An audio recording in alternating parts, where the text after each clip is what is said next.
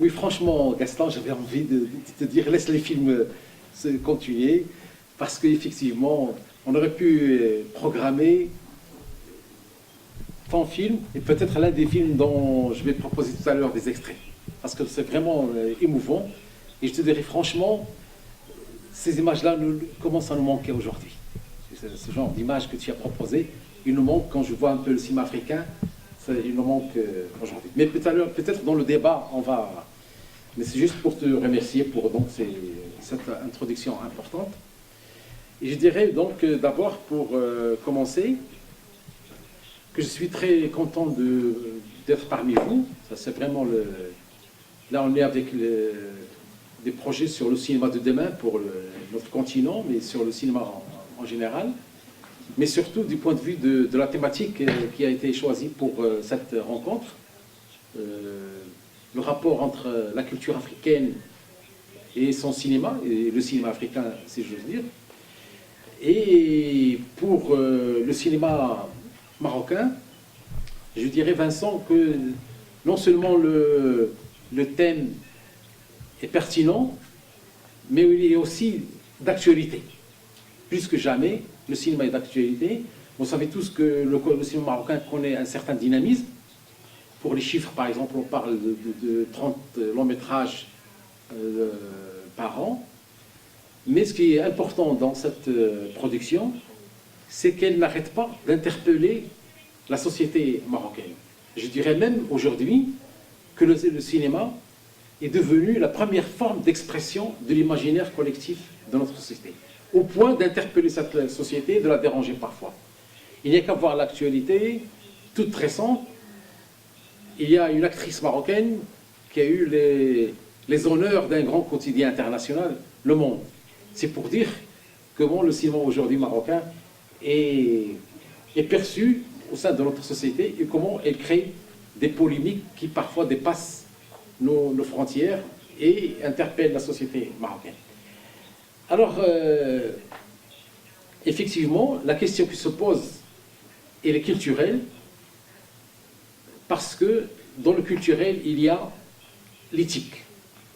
Quel est le regard que nous portons sur notre société, quel est le regard que nous portons sur notre réalité. Et plus que jamais, l'esthétique est une question éthique. Et l'année qui vient, l'année 2016, qui vient, va être l'occasion d'approfondir cette réflexion, non seulement pour le cinéma marocain, mais pour le cinéma africain, parce que 2016, si vous vous rappelez bien, ça va coïncider avec le cinquantenaire du premier long métrage de fiction d'Afrique noire francophone au moins. C'est La Noire 2 de Sam Ben Ousmane, qui a été réalisé en 1966. Et nous comptons ici même à l'école célébrer cet événement important parce que Sam Ben Ousmane, avec son cinéma, avec ses différentes interventions, est au cœur de la problématique que nous discutons aujourd'hui, celle de rapport de la culture et du cinéma. Avant de réaliser La Noire 2, donc, qu'on va fêter pour le 50 ans, Sam Ben Ousmane a eu un parcours très utile pour notre questionnement aujourd'hui. C'est qu'il a commencé par être romancier, novelliste, homme de théâtre, militant bien sûr, mais c'est quelqu'un qui a tout de suite abordé la question du cinéma à partir des questions d'appartenir à une culture. Comment aborder ce langage dit, entre guillemets, universel, pour l'inscrire dans une problématique. Parce que pour Sam Ben Ousmane, les indépendances, qui étaient toutes fraîches dans les années 60, ne se réduisaient pas à une simple proclamation politique.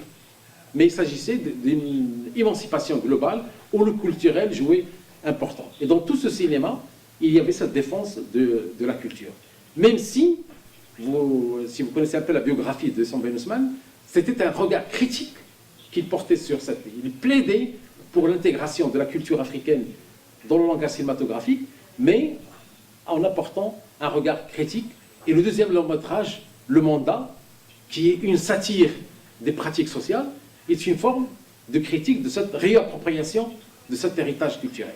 Mais le point important à souligner, c'est que Samba Ousmane a été l'un des pionniers de cette défense d'un cinéma africain ancré dans son environnement et inspiré de son héritage, comme l'a souligné tout à l'heure Gaston, de son héritage narratif, mais on va y revenir tout à l'heure.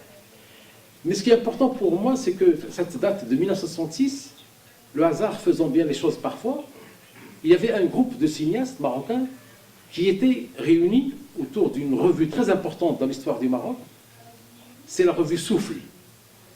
Et le hasard toujours faisant les choses, on va fêter son 50e justement de cette revue en 2016. Et dès le numéro 2 de cette revue, il y avait une table importante, une table ronde importante, où cette revue engagée culturellement, qui s'intéressait beaucoup à la poésie surtout, la peinture, et tout ce qu'on appelait à l'époque, parce que c'était une revue inscrite vraiment dans la modernité littéraire, donc tout ce qui était fabrication de textes. Donc dès le numéro 2 de cette revue, en 1966, il a réuni quelques cinéastes marocains autour d'une table ronde. Nous allons essayer d'y revenir. Il y a des gens qui peut-être même qui parlent de rééditer ce numéro. Et je t'assure, Gaston, que les questions que tu as posées de manière pertinente tout à l'heure sur cette construction de regard africain ont été abordées dans ces débats. Ça va vraiment, c'était un moment fort de ton intervention parce que je retrouvais les questionnements de ces cinéastes marocains sur comme c'était des gens qui venaient d'entrer de l'IDEC, ils ont fait de grandes écoles de cinéma et ils sont rentrés au Maroc et s'est posé pour eux comment se réapproprier le langage cinématographique à partir d'une question de questions culturelles qui se sont posées à l'époque. Et ce n'est pas hasard s'ils étaient réunis par une revue culturelle et une revue qui connaîtra un destin dans l'histoire de la littérature et de la culture marocaine et même de la politique au Maroc, un destin important. Peut-être j'y reviendrai dans le débat. Il suffit de dire que le directeur de cette revue s'appelle Abdelatif Labi, qui a eu un destin culturel. Il a eu le prix Goncourt de la poésie en France, mais avant d'y arriver, il a passé une période très difficile dans ce que nous appelons au Maroc les années de plomb. Donc Abdelatif Labi a réuni cette table ronde où il y avait des cinéastes qui ont exprimé beaucoup d'ambition, beaucoup de rêves. Et aujourd'hui, on pourrait vendre dans ce dossier de cette revue, parce qu'en plus de la table ronde, il y avait tout un dossier consacré au cinéma marocain. Il y avait deux textes importants. C'était un mémorandum adressé au roi en 1965 et une lettre au ministre de l'Information de l'époque, et qui sont intéressants à lire du point de vue professionnel aujourd'hui, sur les revendications de l'époque par rapport aux questions d'aujourd'hui. Mais ce qui nous intéresse donc dans ce dossier, c'est les questions culturelles qui ont été abordées pour comment concevoir ce que nous avons appelé à l'époque au Maroc pour un cinéma national. Le débat était centré sur pour un cinéma national et comment ces jeunes cinéastes allaient l'aborder. Dans ce débat, il y a une figure qui va tout de suite émerger, c'est celle d'un grand cinéaste marocain que nous avons perdu maintenant, hélas, il est mort il y a quelques années, c'est Ahmed Bouanani. C'est Ahmed Bouanani. Lui, il était déjà un familier de la revue, puisqu'il publiait des poèmes, et il publiait des textes d'inspiration poétique, mais c'est quelqu'un qui a eu une formation cinématographique à l'IDEC. Et dans cette table ronde, on sentait qu'il défendait un nouveau cinéma, un cinéma marocain, ouvert sur le grand public, mais qui s'inspire des traditions de contes, des traditions de récits traditionnels, et qui s'inspire de ce qu'on pourrait appeler la mythologie marocaine. Il défendait ce qu'on pourrait appeler une mythologie marocaine. Il a parlé à l'époque d'un western marocain, parce qu'il ne trouvait pas un mot pour dire qu'il cherchait un cinéma ouvert sur le grand public, mais il défendait l'idée d'un cinéma ouvert sur le grand public. Cette expérience de cette rencontre avec cette revue va donner des résultats immédiats, puisque dès 1967, il va y avoir un court-métrage important qui s'appelle Sin Agafay, c'est un documentaire, où le texte de la voix off du commentaire était écrit par le directeur de la revue lui-même, Abdelatif Labi. Mais il n'avait pas signé à l'époque par son nom, parce qu'il y avait des contraintes politiques, etc. Il avait mis un pseudonyme, mais le texte était d'une grande charge poétique. Cette rencontre avec la revue Souffle va signer le premier grand échange entre les cinéastes marocains et toute la culture et la littérature marocaine moderne. À partir de ce moment-là, il va y avoir un grand échange entre les cinéastes et les écrivains, ouvrant la voie à des grandes questions qui se posent sur l'identité culturelle nouvelle. Encore une fois, Ahmed Bouanani va essayer d'appliquer ce programme ambitieux à travers ses films. Le premier film qu'il va réaliser en 1966 s'appelle Tarfaya ou la marche d'un poète. C'est une errance qui met en scène un jeune poète qui part à la recherche d'une inspiration. D'un maître. C'est un petit peu, avec le recul, on peut voir dans ce film une métaphore de la démarche du cinéaste lui-même qui, au sein de sa propre culture, est en train de chercher quelle est l'inspiration qui va lui permettre de dialoguer avec son public. Les conditions de l'époque ne permettaient pas à la production marocaine d'être régulière.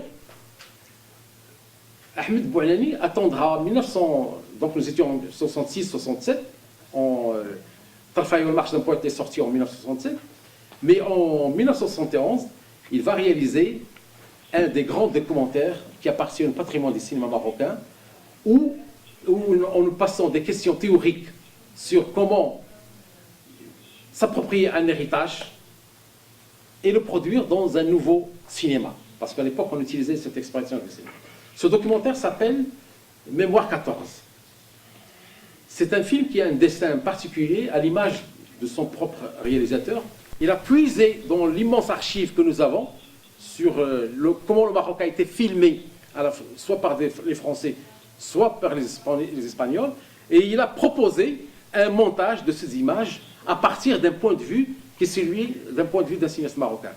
Mais avant de passer au montage de ces images, il a inséré une introduction qui s'inspire de cette tradition de l'oralité, de cette tradition d'un conte populaire. Donc le premier extrait que je vous montre était tiré du film Mémoire 14 d'Ahmed Bouanani.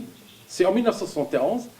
C'est un montage d'images d'archives, mais surtout on va s'arrêter sur les premières minutes de ces films où il y a des clins d'œil sur l'héritage culturel, y compris avec les images que vous allez découvrir dans les premiers plans du film sur le patrimoine culturel et comment l'insérer dans une nouvelle écriture cinématographique.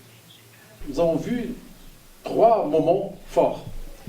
Il y a un moment où le cinéaste va recadrer son propos à venir en le plaçant dans un héritage avec des figures iconiques du patrimoine arabo-musulman, de récits, etc., avec les images c'est des images qui ont meublé notre enfance. On les voyait dans les maisons, dans les quartiers populaires, etc. Il y avait ces images-là. Donc cette séquence recadre un petit peu le propos à venir. Il y a les images, mais aussi le texte qui est dit. Tout le texte qui est dit par Ahmed Bouanani est inspiré par une forme de récit que connaît très bien la ville de Marrakech, à la place de Jamal Fna, c'est le récit de Halqa. C'est ce conteur entouré de gens où il leur raconte des épopées. Élargissez le cercle est pratiquement une phrase très connue pour les gens qui sont familiers de la Halqa. La deuxième séquence qui suit est très importante, c'est ce qu'on pourrait appeler, dans l'analyse du récit, une situation initiale. Il y a une culture paisible, avec la maman qui allait son bébé, en harmonie avec la nature, culture plus la nature. Et puis, troisième séquence, il y a cette transition avec le sauterelle qui arrive, qui symbolise l'arrivée du protectorat au Maroc, le colonialisme, arrivé de l'autre avec violence, après on va voir la violence. Et toute la suite du film sera un montage des images qui ont été produites par l'armée française, l'armée espagnole, par des cinéastes européens, et montées dans une perspective qui est celle de la création d'une mythologie marocaine. Il n'aura pas beaucoup l'occasion de produire d'autres films, mais il va préparer un premier long métrage de fiction qui va rester dans la même lignée.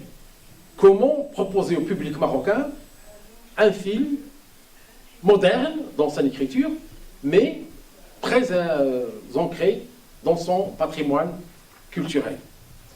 Donc le deuxième extrait qu'on va voir, c'est celui de Mirage, long métrage de 1979. C'est l'histoire d'un paysan dans une région quelconque du Maroc. C'est un temps qui n'est pas en fait précis. Bouanani joue sur cette ambiguïté, parce qu'il parle du passé, en fait, pour envoyer des messages pour le futur et l'avenir. Donc, c'est un paysan, voilà. C'est un paysan qui est allé prendre un sac de farine, distribué par les autorités de l'époque. Voilà, la Chine y a bien fait, parce que là, c'est la reprise des signes que nous avons vus dans Mémoire 14, en haut à gauche. C'est la permanence de ces signes de la culture populaire dans le cinéma de Bouanani. Il a trouvé de l'argent dans un sac de farine, se pose pour lui la question de comment s'approprier cet argent. Donc il va faire un déplacement. Et le déplacement, il est des figures du récit du cinéma africain, parce que ça ajoute à la dramatisation du personnage.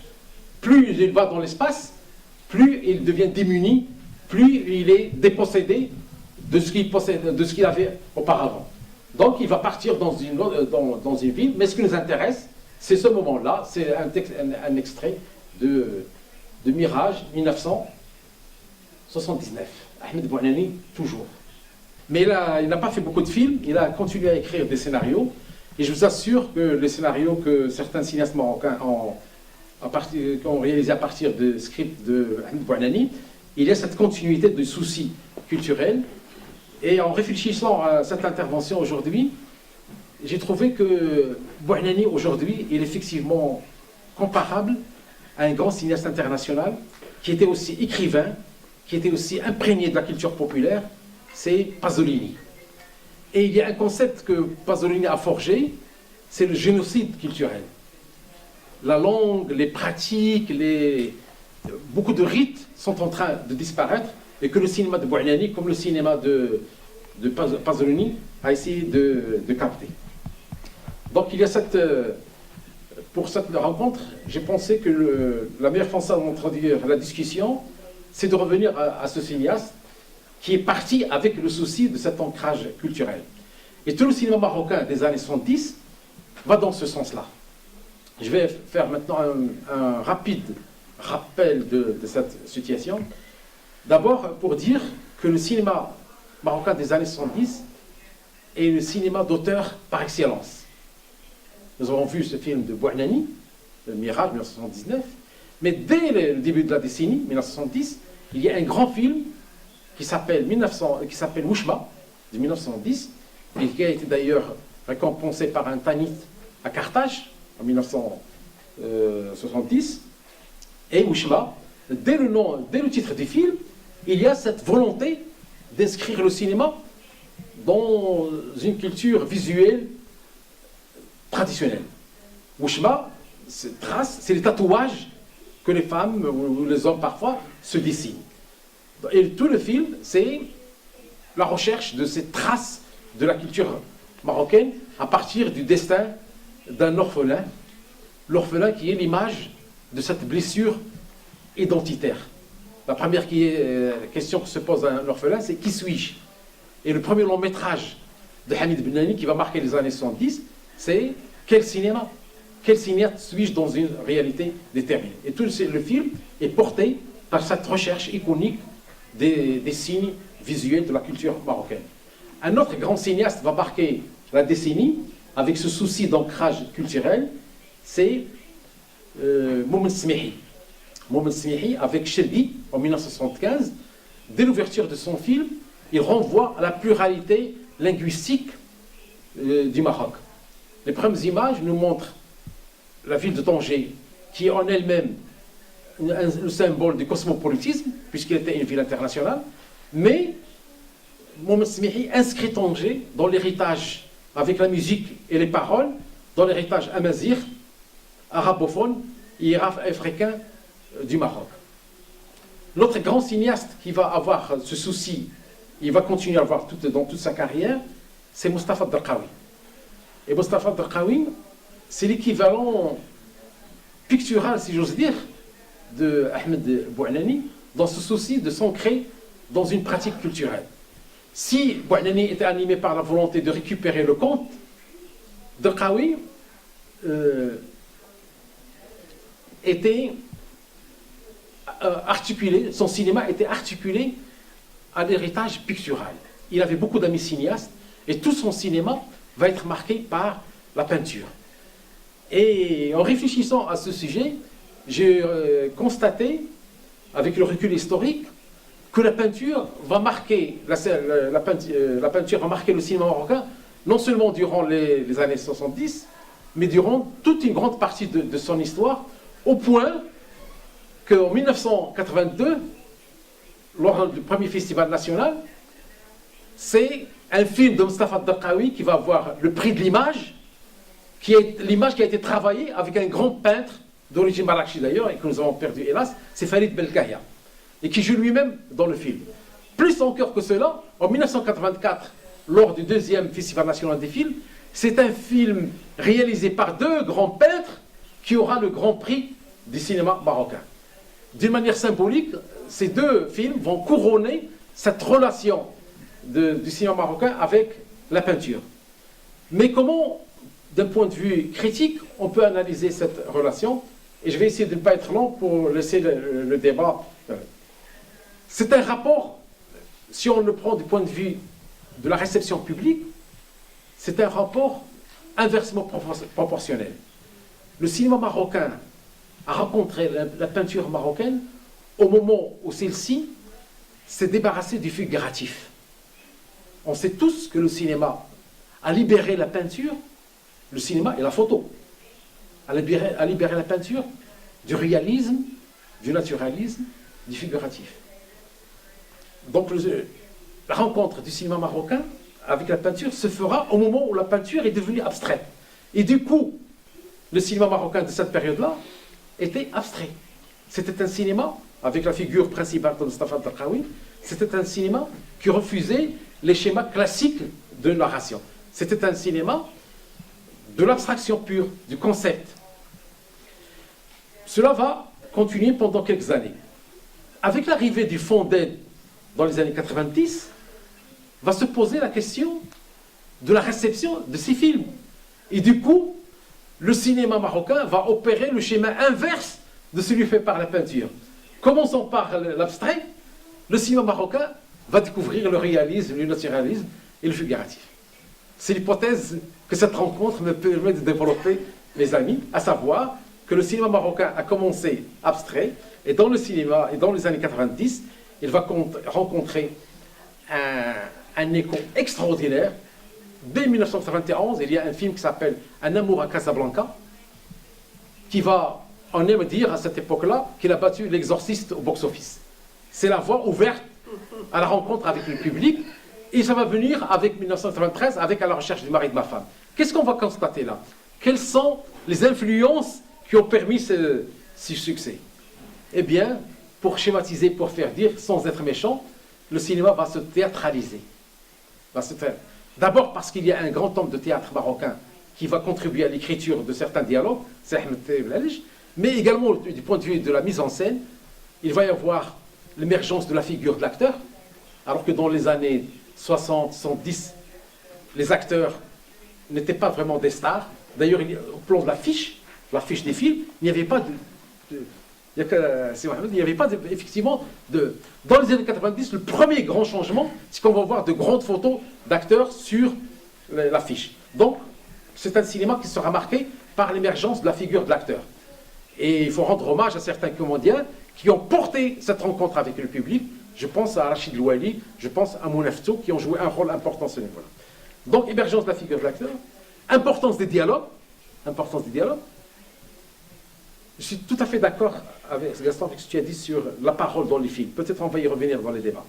Et puis, troisièmement, on passe du cinéma du plan, comme celui qu'on vient de voir, au cinéma de la scène. Et du coup, on est dans la théâtralisation de ce cinéma sans le prendre au sens péjoratif des mots. Ce n'est pas du théâtre filmé, quand on le dit parfois d'une manière méchante. Comment cette continuité avec le public va s'opérer? Eh bien, les principales influences qui vont porter ce cinéma sont d'abord l'inspiration des faits de société. Le cinéma marocain va être porté par des faits de société. Il va être porté par des récits mémoriels. On revient à des récits de mémoire. Et par des récits historiques. Faits de société, y compris le fait divers. L'immigration clandestine, par exemple. Il y a beaucoup de films dans les années, mais on verra. La condition de la femme, etc. Dès le début des années 2000, on va constater un autre phénomène important, toujours du point de vue de la problématique d'aujourd'hui. Je fais vite, mais c'est pour vous donner des pistes de réflexion. Apparition d'un genre important, c'est l'ouverture sur le roman marocain. De grands films de la première décennie des années 2000 ont été inspirés, sont des adaptations littéraires. Je vous donne rapidement 3 titres. Les ailes de l'amour, de Abdelhaï al-Iraqi, tiré d'un roman de Mohamed Nidali, qui est un Marrakchi, pas très loin d'ici, à 40 km. Chevaux de Dieu, de Nabil Ayouch, d'un autre Marrakchi, Bahi Bin Bin. Hein, voilà. Et puis le dernier en date, c'est La moitié du ciel, de Abdelkader al-Qta', adapté du récit de qui? De l'épouse de Madame Jocelyne Labi. Et la boucle est bouclée avec la revue Souffle, puisque Jocelyne Labi raconte dans ce film-là, La moitié du ciel, les péripéties dramatiques lors de l'arrestation de son mari, Abdelatif Labi.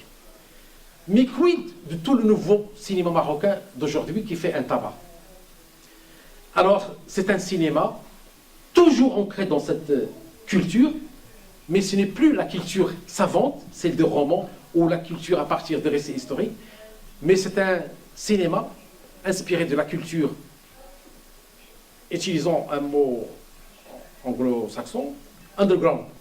C'est un cinéma urbain, inspiré de toute la culture suburbaine, en fait, de la musique, du rap, et je pense particulièrement à Nord El Khmari et à Hicham El Asri, qui sont dans une veine, surtout Hicham El Asri, est dans une veine de cinéphilie postmoderne, où il y a l'autocitation et des clins d'œil à la cinéphilie